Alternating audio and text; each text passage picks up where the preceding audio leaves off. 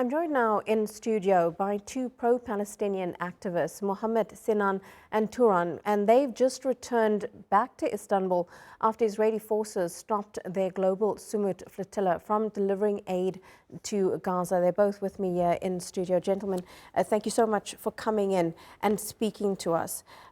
Turan, I'm going to start with you because we hear today about a ceasefire. We are waiting for it to actually come into effect. How do you feel that your actions and that of everyone who was part of this flotilla have helped people in Gaza or to raise awareness about the situation surrounding Palestinians?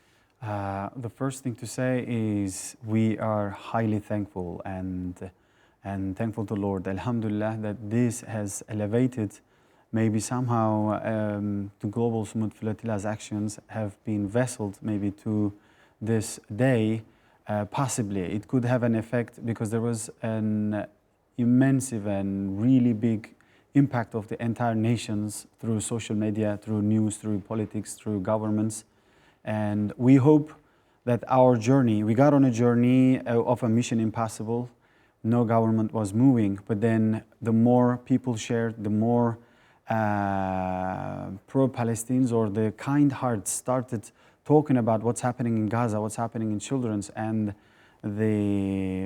people were desperate about what to do. And so we got on a journey, and people from all around the world who they took their hearts and lives with them, no matter what hard times or no matter what kind of terrorism has been waiting for them right by the waters of international lines. And the more we walked, we saw that things were moving and the world was moving, and the more we moved, even we've been attacked starting from Tunisia, then by the waters of, by the opens of Malta and Italy, the world was moving more, and we were not feeling afraid because we knew there was way more bombings happening in Gaza. Then we moved.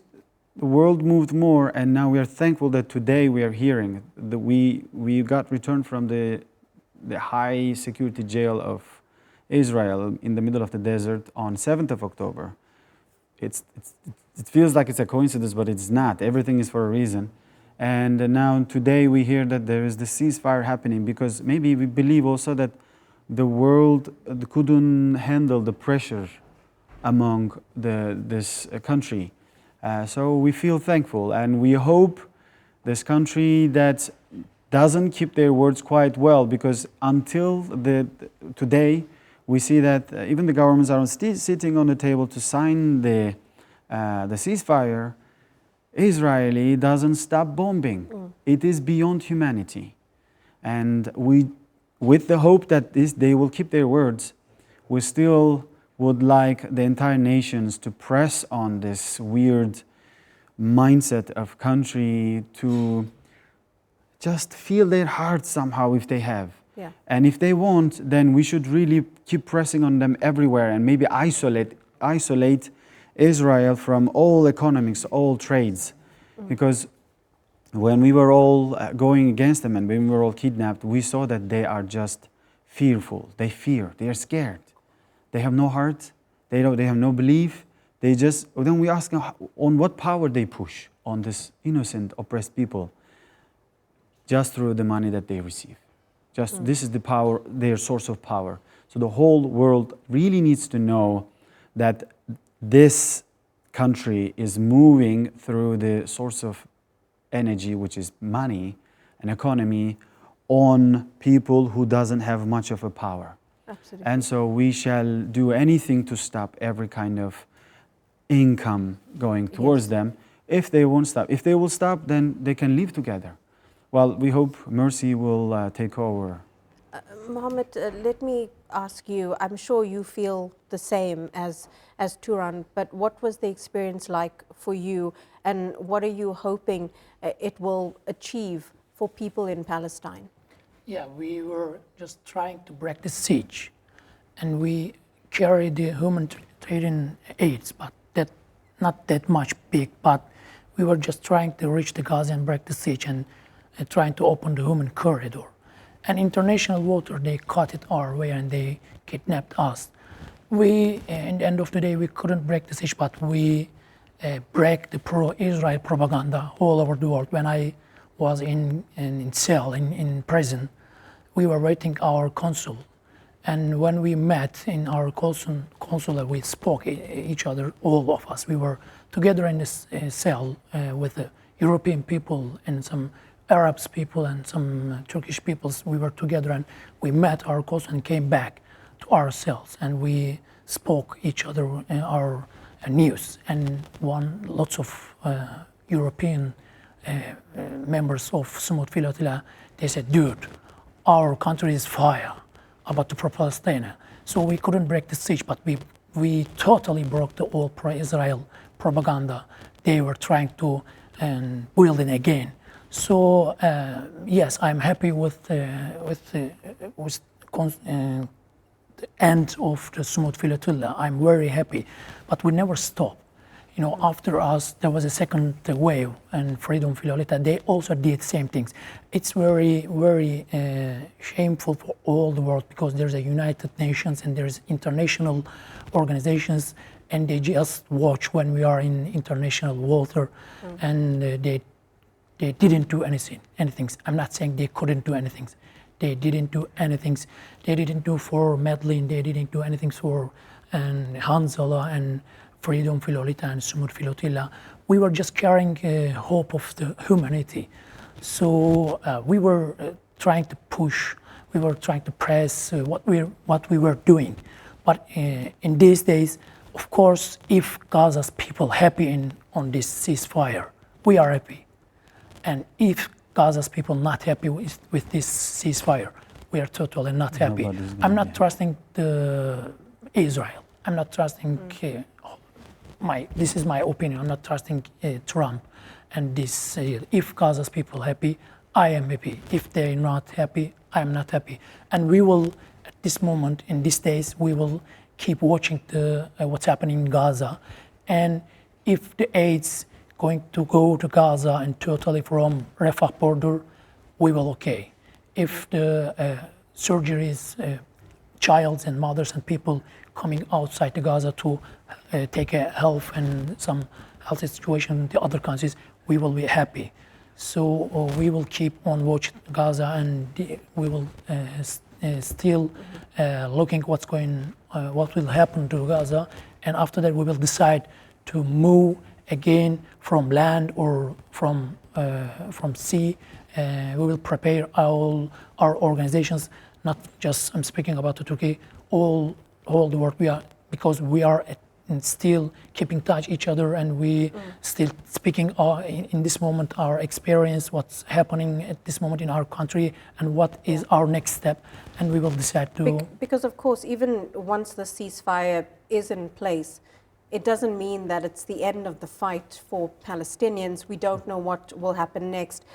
Turan, I'm wondering, you as a member of civic society, as a civilian who chose to be part of this flotilla, what other action will you now take or look at to help people in Palestine, but also to continue to raise awareness about the genocide that's been taking place in Gaza, and to keep it top of mind for people around the world?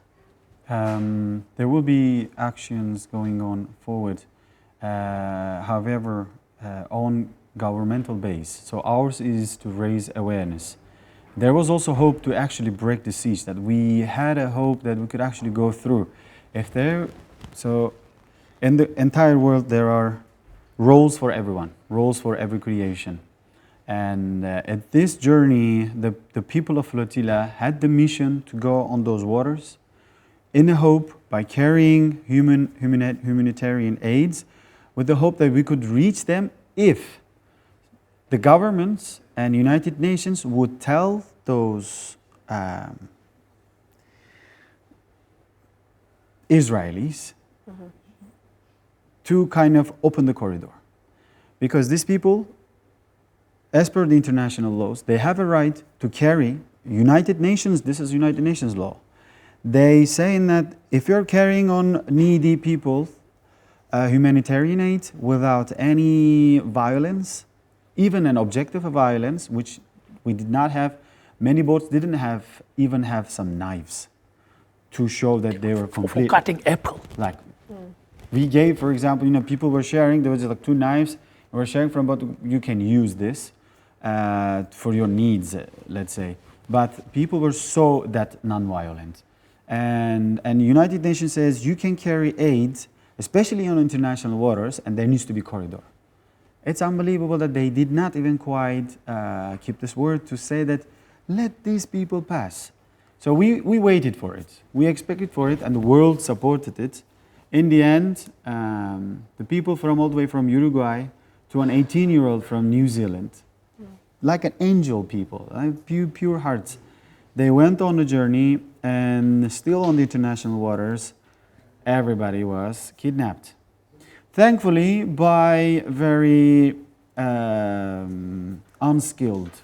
The whole world thought that they were really like scary army and stuff. They barely could walk on the boats. And these are technical facts that could be visible. However, they attacked with the huge water cannons. They almost broke the windows. They tried their best to scare, but people had one belief: we need to reach Gaza. And people didn't open corridors. So what we can do, we have to go forward, and people who has the responsibility of telling Israel or any other country, open the doors. And so we could go. So we did our duty, we hope. And until the end, so our boats went until morning. The first interception happened at like 8 p.m. to the main ship, Alma. And somehow we could get forward, and we totally believe through the prayers. We went, and until the sun was up, but the day we were still intercepted and stopped. Our ship was sinked. Totally. They waited in front of it for it to sink. Because so all the aid that was on the ship, and many of the ships, is all gone? Well, there were only 2 ships that sank, and the ones on ours, unfortunately, right now it's about somewhere, I don't know, maybe 16 to 20 miles off the shore of Gaza. It's right now in the depths of water. We opened the doors where the aid was kept.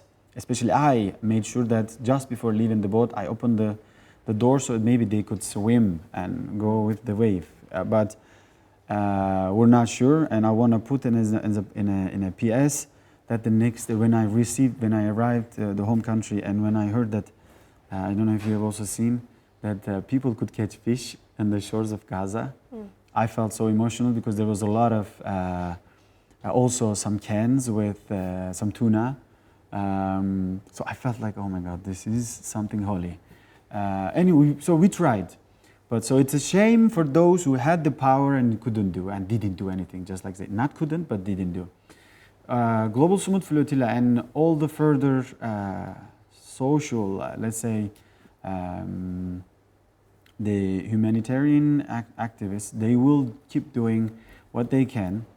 And also for further months, there are some plans for upcoming months if nothing will change. But if something will change, then Palestine is the flagship of humanity, let's say. However, we also should remember that after this, there are many other countries that are under huge troubles. And so this will spread to entire world where the humanity needs help in entire world. So this is the goal. The goal is not just Palestine, because it is humanity. Absolutely, and well done to both of you and to everyone that took part in the Global Sumud Flotilla. What a journey you all had, and we are very glad that you are back safely in Turkey, and the Palestinian cause continues. I know you will both continue to raise awareness for it, and we are hoping that this will be the ceasefire that does end the war in Gaza. Thank you very much for coming in. Thank you.